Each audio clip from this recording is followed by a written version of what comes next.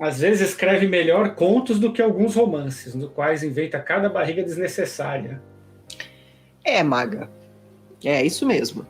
O Stephen King, apesar dele mesmo recomendar que as pessoas editem suas obras e cortem um monte, ele mesmo já confessou que ele é prolixo, ele é desses, né, que bota coisa demais.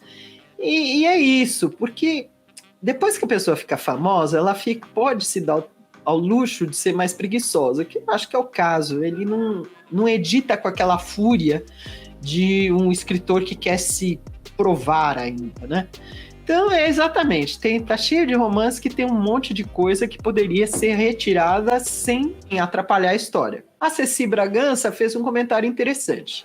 Um contista sempre pode passear pelas crônicas e romances, mas um romancista dificilmente pode passear pelo conto.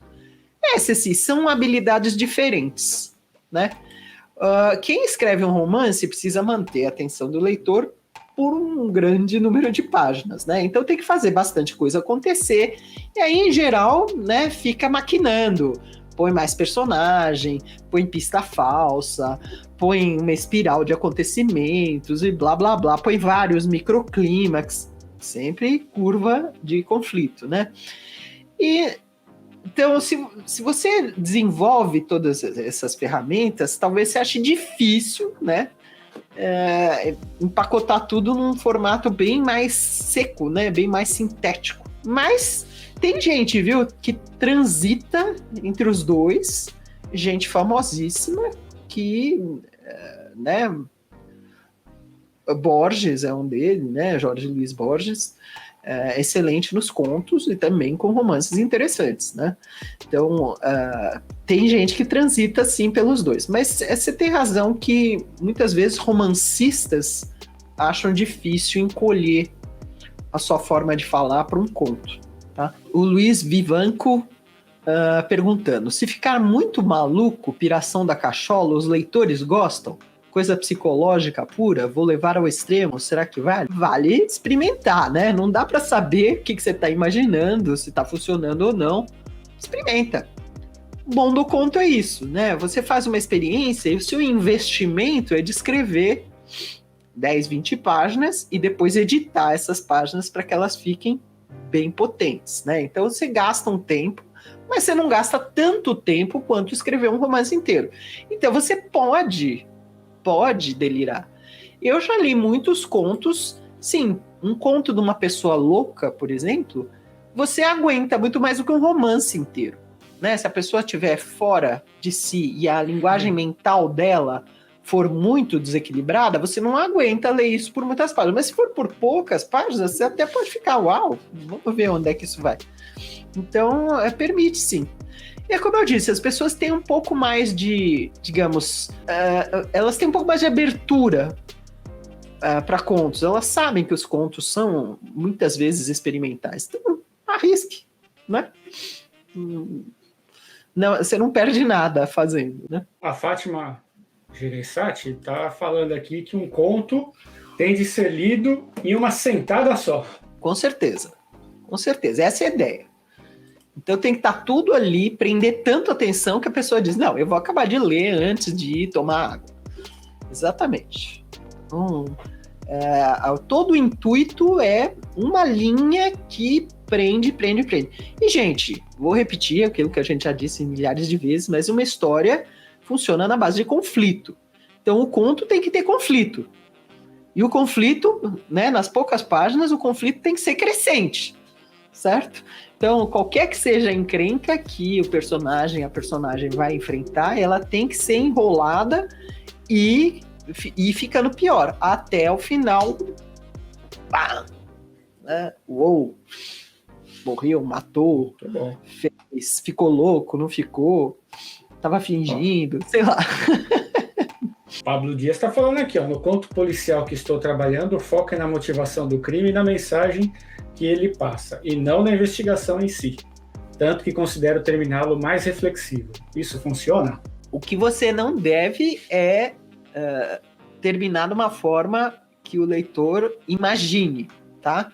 Então, você pode ser reflexivo, mas você tem que botar uma surpresa. terminar de um jeito assim, lá, tô imaginando que vai acabar assim e acaba desse jeito, é fraco, tá? Então pode ser reflexivo, mas tem que acontecer alguma coisa que promova essa reflexão e essa coisa tem que ser inesperada. Os contos têm sempre uma pegada inesperada, tá, gente? Temos aqui o Aloysio Vieira. Como escrever sinopse para um livro de contos? Você tem que dar pelo menos dos principais, você tem que dizer o que o personagem é, qual é o conflito dele, tá? Então, a fulana precisa, sei lá, estudar para o exame e, porém, chega uma visita na casa dela. Pronto, isso é a linha do conto. Não sei o que vai acontecer, mas é você dar a linha do conto. Então, a sinopse tem que dar vários personagens e várias linhas do conflito para que o leitor, ou se você vai mandar para o editor, né, para que o editor saiba o que você aborda, que tipo de tema. Aí, gente, deixa eu dizer uma coisa também que ajuda a deixar os contos interessantes. É legal se você bota um tema bacana. Então, você pode fazer um conto sobre uma pessoa que, sei lá, não consegue achar a roupa que ela vai vestir no dia? Pode.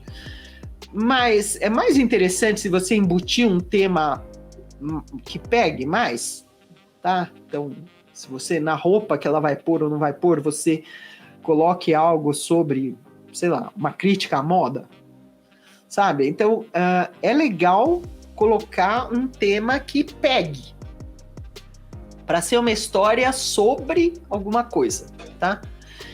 E aí eu já vou emendar nas dicas de publicação. Contos são bem mais fáceis de interessar leitores se justamente eles tiverem um tema forte e interessante. Porque tem muita gente que escreve assim, você pode fazer um conto sobre uma situação do dia a dia? Pode, mas a chance de interessar o leitor sobre se o café tá forte ou fraco é muito menor do que você pegar uma questão pujante, como, digamos, precarização do trabalho. Então, uberização, digamos. Então, digamos que você escreva várias histórias sobre situações de trabalho extremamente precário.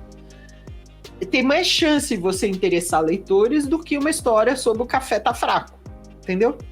Então, não estou dizendo que é obrigatório, mas é mais interessante se você conseguir abordar temas que mexam com as pessoas. Então, essas crônicas do dia a dia, por exemplo, você acha que se não for uma coisa que pega muito, se for meio banal, acaba sendo uma perda de tempo para o leitor?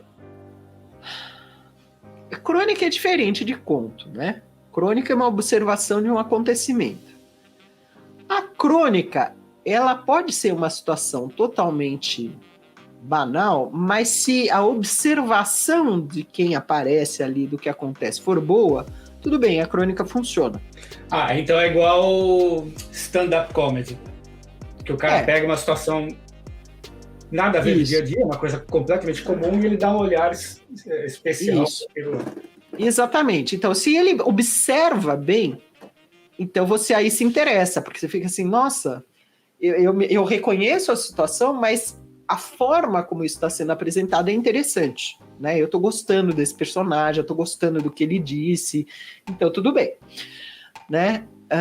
Mas o conto não é crônica, né? O conto é uma história que tem um clímax. A crônica não, é uma situação em geral chapada, é uma situação só, né? E o conto tem essa curva narrativa, o conflito que aumenta até se resolver. Então,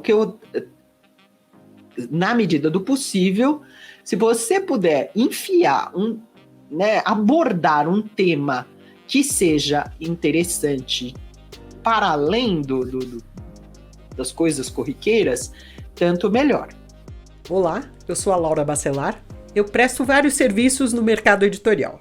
Eu ajudo autores a tirarem dúvidas com consultoria, eu faço mentoria para quem quer escrever livros de não ficção e eu faço leitura crítica com viés editorial. Se você tiver interesse, veja os meus dados de contato aqui abaixo desse vídeo.